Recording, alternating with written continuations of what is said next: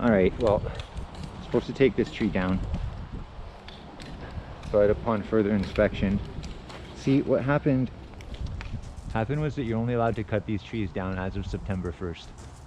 And that part up there, all the greenery, is very recent. And it's overhanging a high tension by more than I'd like. Now, is it possible to remove it? Maybe. Well, I mean, it is. This is a huge amount of work if what I see from down here is the way it is from up there. So we got a line in with great difficulty. It's not in a very good place. I mean, it's in a good place, but it's over an extra limb, so it's going to be a sucky climb to do.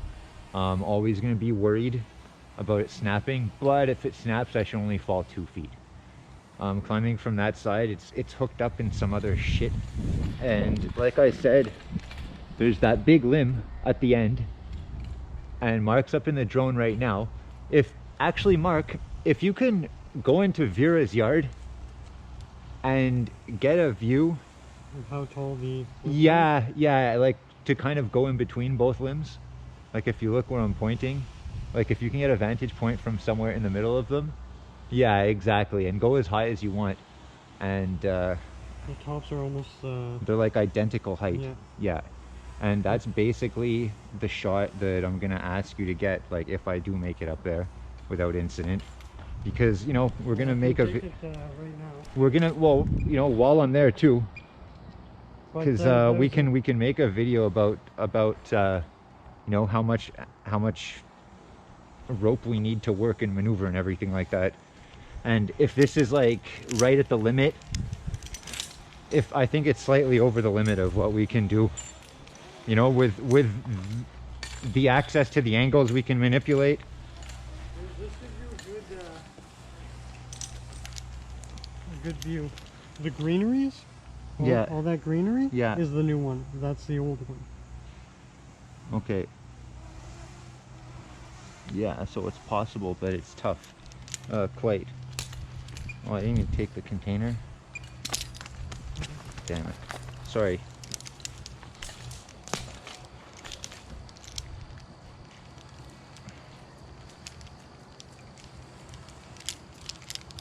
And thanks. And if I can't reach that critical branch, then on this particular tree, there's no point in taking down the rest of the tree. Because the rest of the tree is also needed to access that part. So I got my akimbo, my secondary line, no chainsaw at the moment,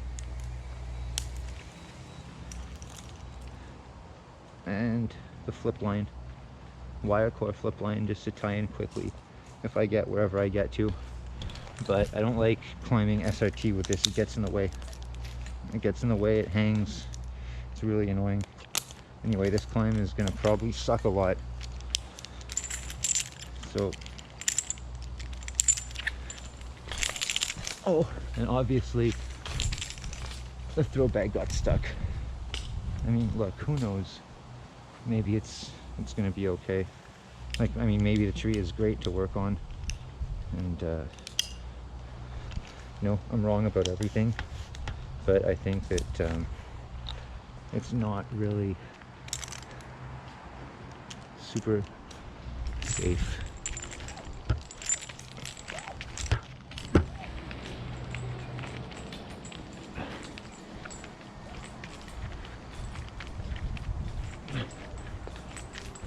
And I don't like how my climbing line is over like 57 fucking branches.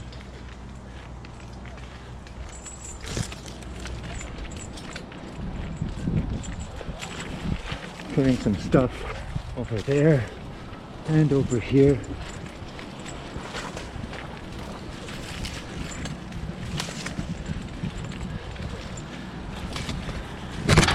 Oh.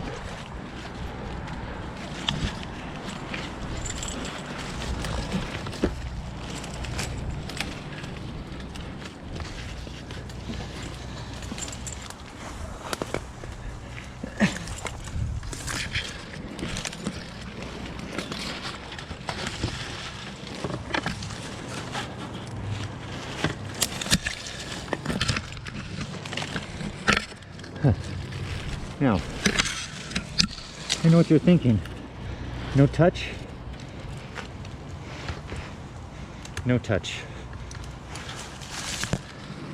As a matter of fact, this thing is very frustrating. Something is, God. Get in there. Get that in there. Now, before I even undo the foot ascender, I'm stuck in something back here. Okay.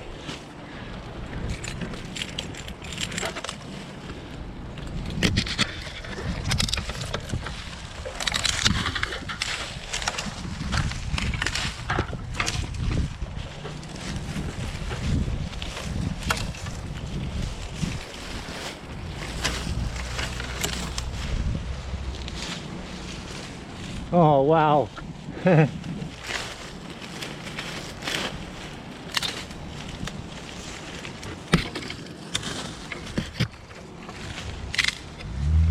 Let's see. First, break you off.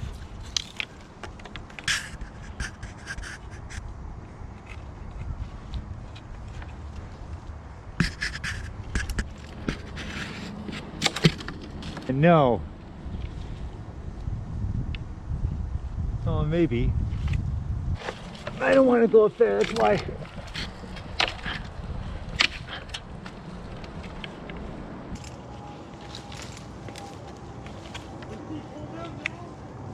Yeah. I think I can just pull it down.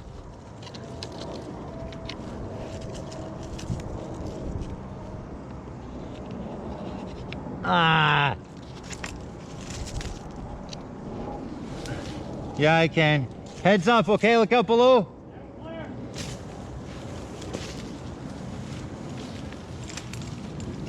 Is it on the ground? Yeah. Cool. All right, so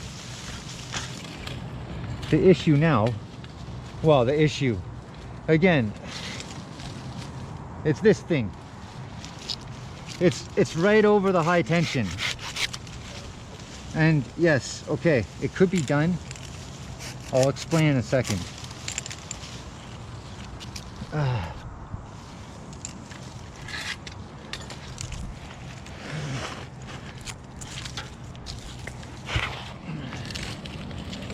Well,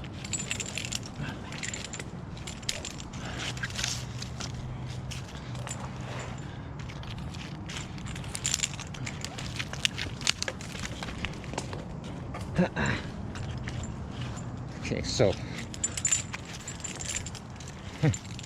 that piece up there,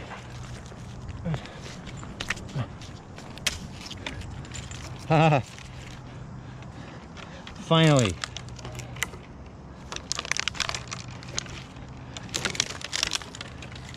So, how stable is it from here? Not at all.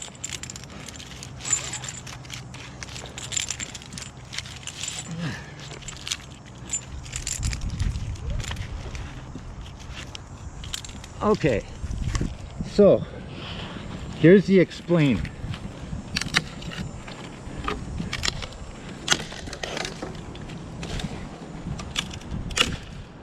The explain is that this isn't stable, and off of this I have to get to there, and there I don't even know if I can get to it from here. Well, I can.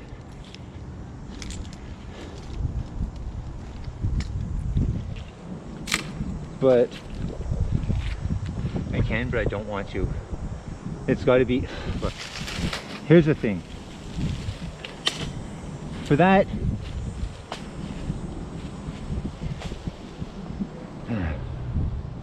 I can get up in there maybe, but I don't want to. I don't want to get up in there, tied in there with the rope going across at almost 0 degrees. It's very unsafe. If anything happens there and I swing back here, it's going to be one hell of a jarring impact when that happens. The other thing, because of that, ideally I would like to work in there, but again, the tree is really not stable, and because of that, a lot of precautions have to be taken for this particular tree anyway, the way I would do it, the way I was planning on doing it. And look, it makes it very hard to do the job the way that I would like to do it, or how should I rephrase that, even in a feasible kind of like safe-ish way. So now what I'm going to do, I'm going to lower myself down through here because that's where it wants to bring me, which sucks also, but I'm just going to go with it. We're just going to go with it and check out the tree on the way down. Whoa. What was that?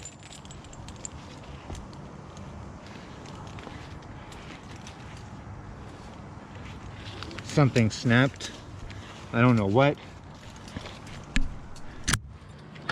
That's what sucks about this tree. So I'm hoping it was a secondary limb. Ow. Okay. Okay. Let's just calm down, Greg.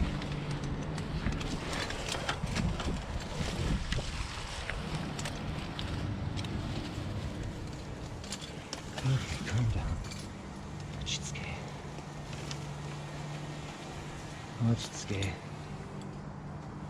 Yeah, I don't want to do it. I don't want to do it.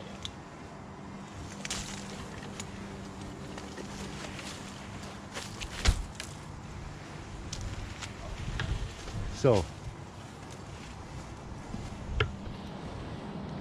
look.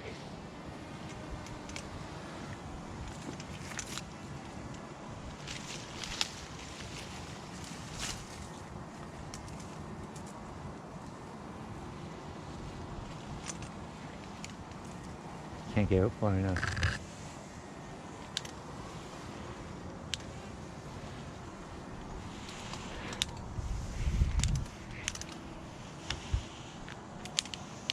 Sometimes the akimbo slips if it's not adjusted right. Yeah, I can probably get it to slip a bit here. Yeah, a bit. See?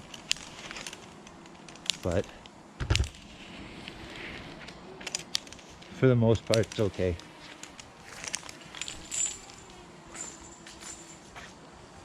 Too risky. So it could be done, but I can't. I can't do a tree. GoPro, stop recording.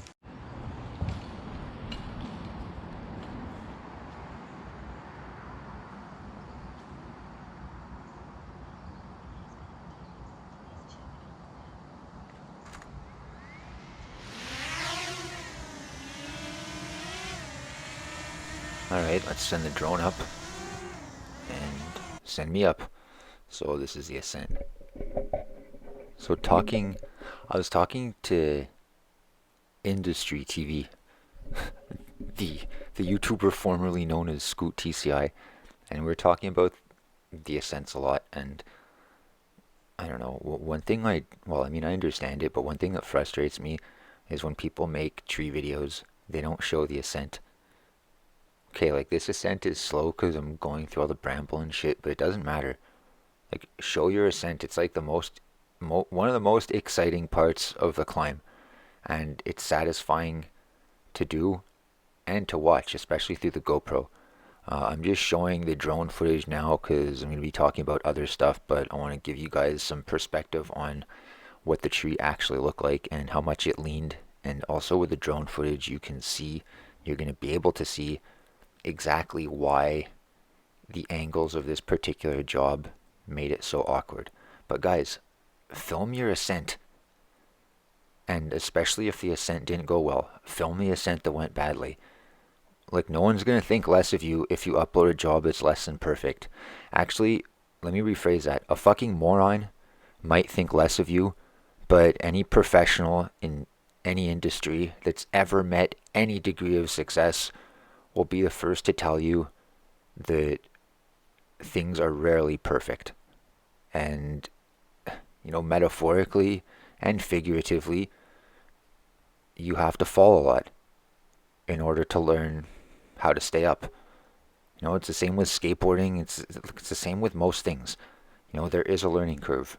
And, okay, without getting too much into that, so basically, yeah, don't be afraid to show the ascent.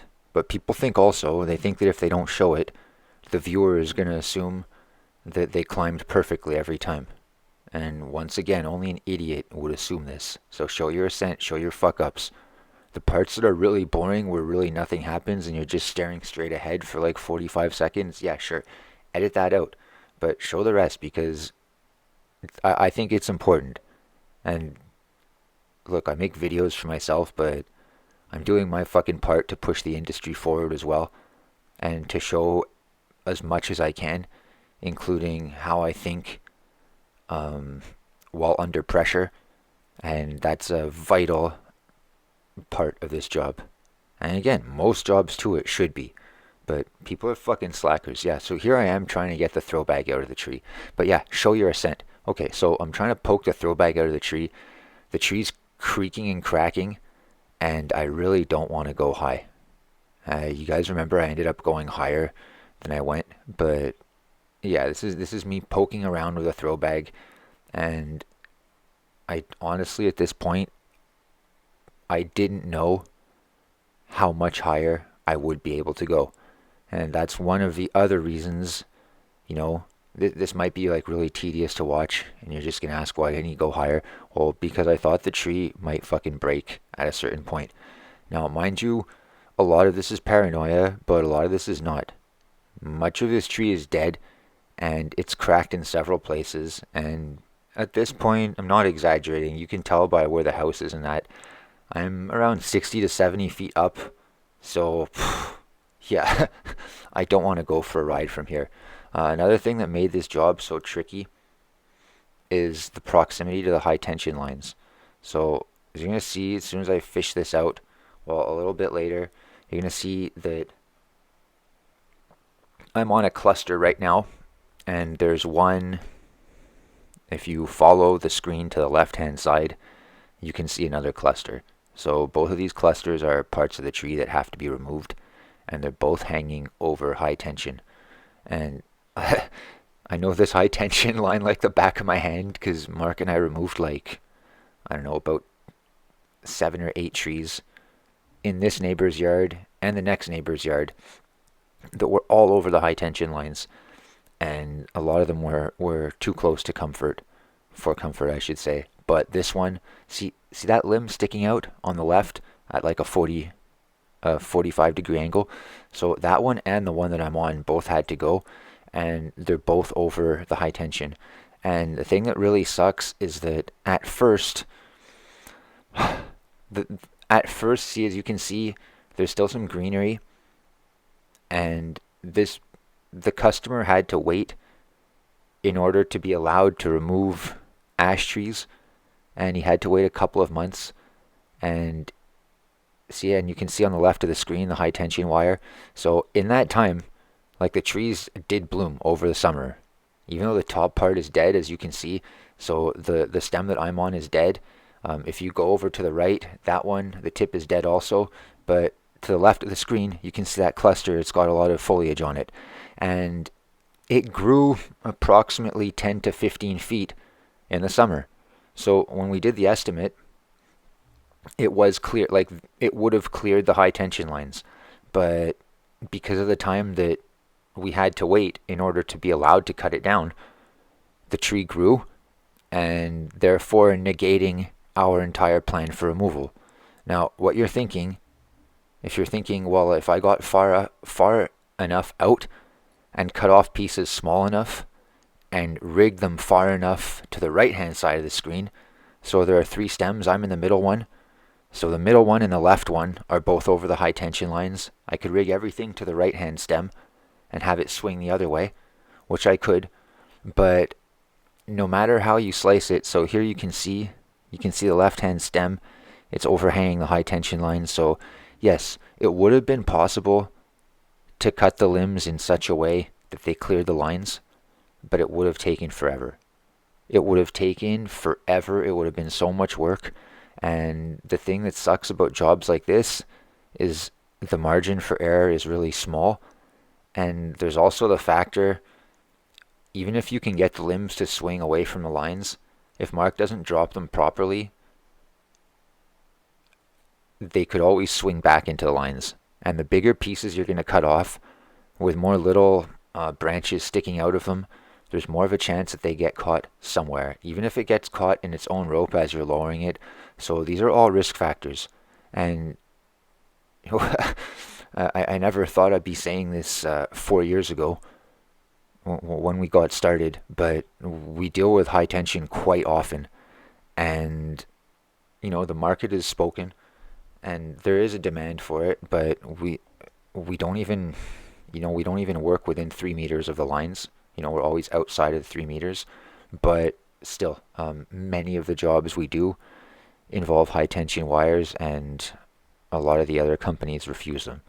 Now, this isn't a point of pride necessarily, like this job we refused because it was too close and it would have taken forever. The other thing too is that, if the price is right, then that's fine. But the price was not right, so it wasn't worth it. And we told the customer after what we thought, and we told them it was way too close, and we didn't want to do it. Also, that little deck that you saw, literally that, I mean, not a balcony, just a little deck. It was the foundation for a shed because they're building a pool. And that was built recently also. And even though it's wood, it was another obstacle to avoid. So it was a pain in the ass. So honestly, the job would have cost minimum 3 times what we estimated it to be a couple of months before. And the customer wasn't happy. But what can you do? We climbed the tree, we checked it out, we inspected it. We even sent the fucking drone up there, and we did this all for free. So, I mean, let the customer get as mad as he wants. It's not even about that. It's just about doing it or not doing it safely in such a way that you get to walk away after and live to climb another day. So, yeah, I know this wasn't a very exciting video, but it happens. And I think it's also, I'm trying to make the akimbo slip here. I think it's important to experience it and to know your limits. And like I said, I'm not saying it couldn't be done. I'm not even saying it couldn't be done by me. But, I had no problem telling the customer, like, look, this job cost, 3 to 4 times more than what we thought it would. And it just can't physically be done the way that we thought we could do it. So, you can either readjust with us or you can look for a competing quote, which I recommend doing. See, look at that fucking beast. So naturally, yeah, he wasn't happy because, we could have told him this several months before. But look, I tell you how. I wasn't even expecting it either. Like, obviously the tree grows, but it grew even more than, we thought it would.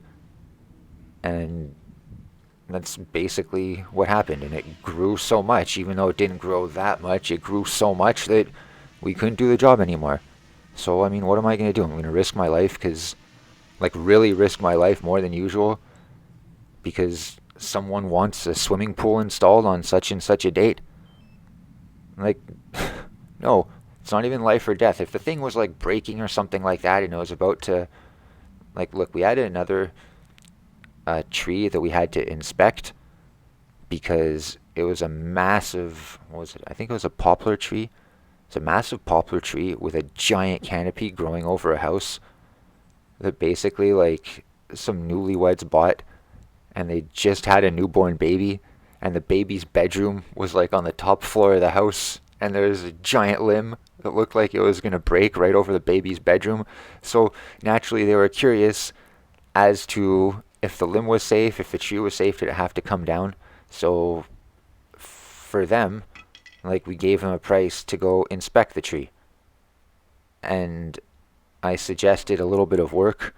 I said, from what I can see from the bottom, we can check it out, and I don't think you have to remove the entire tree, obviously, because it was like, I don't know, like a $7,000 tree. I'm not kidding. It was easily the size of the tree that we went into in this video. So it was massive. So I said, look, I can check it out, and from what I can see on the bottom, it looks like you might have a problem with 1 or 2 limbs. So I said, if that's the case, I can remove those limbs for like, I think I said $500, and we can see from there. And they said, okay, sounds good. But when I climbed to the top, I saw that the limbs were actually healthy, and I did some more load tests and stuff like that. And I told them that, and I said, yeah, they don't need to go. We can remove them if you want, but you don't have to. And, I thought they were broken when I looked at them from the ground, but upon closer inspection, they're not. They're healthy. So I lightened them anyway. I cleaned up some of the dead wood, so the top would be a little bit less heavy, and I basically charged them just for the inspection. I think I charged like $150 or something like that, which is fine. It's not necessarily our minimum hourly rate, but having said that, $150 to just basically go up a tree that at least is going to be safe to go up, whether you take it down or not, and to just give your opinion, I think it's a good deal. So our mistake on this job, we actually went to, on this particular job where I'm putting the drone away, we actually went to start the job that day, but I thought to inspect it anyway, and we ended up, doing this trial run and then determining that we couldn't do it. So, we didn't necessarily plan to inspect it in advance, but we should have, and we should have charged the customer also. It's always better. It's always better to charge for things like that. And even though we're not there yet, if you can get to the point where you're charging for your estimates, then you got it made. You got it made, my friends. And I hope you do get to this point, because so many professionals in so many fields, where the professional takes absolutely no physical risk, they charge for every estimate. As you guys know, I'm on like my 5th dentist, and I'm going to get a 5th opinion, and it's $300 for them to just like look inside my mouth as I say "ah," and they're not coming to my house or anything. I got to go to them. So just because, okay, my fellow arborists especially, just because you're not risking your life at the very moment with a chainsaw, like, it doesn't mean that you're not worth money.